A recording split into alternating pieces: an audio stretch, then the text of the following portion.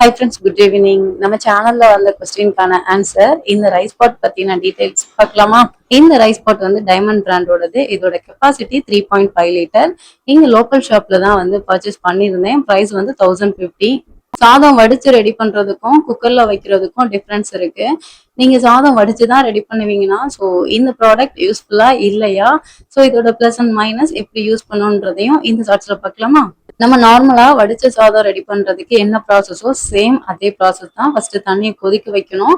அதுக்கப்புறம் ரைஸை போட்டு ரைஸ் வெந்ததும் நம்ம ஸ்ட்ரெயின் அவுட் பண்ணிக்குவோம். இந்த ரைஸ் பாட்ல தண்ணி கொதிச்சதுக்கு அப்புறமா அந்த லிட்ல இருக்கிற ஹோல் வழியா அந்த ஸ்ட்ரீம் வரும். ஸோ அதுல இருந்தே தண்ணி கொதிச்சிருச்சுன்றத கெஸ் பண்ணிடலாம்.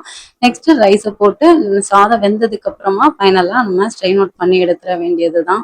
இதுல கொஞ்சம் கேர்ஃபுல்லா இருக்கக்கூடிய விஷயம் என்னன்னா, லிட்ட நல்லா க்ளோஸ் பண்ணிட்டு அதுக்கப்புறம் தண்ணியை ஸ்ட்ரெயின் அவுட் பண்ணிட்டோம்னா ஓகே. ஒன் டைம் நம்ம கொஞ்சம் கேர்லெஸ்ஸா இருந்ததுனால சாதம் எல்லாமே அப்படியே வந்து டோட்டலா கொட்டிடுச்சு. இந்த ப்ராடக்டோட ஒரே ஒரு மைனஸ் என்னன்னா, லிட்ட நல்லா க்ளோஸ் பண்ணிட்டோம்னா ஓபன் பண்றதுக்கு கொஞ்சம் டைட்டா தான் இருக்கும்.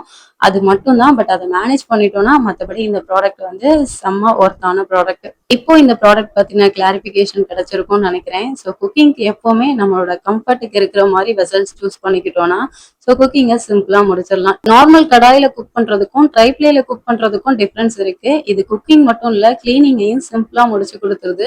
பிளஸ் ஃபுட்டோட டேஸ்ட்டுமே வந்து டிஃபரன்ஸ் இருக்கு.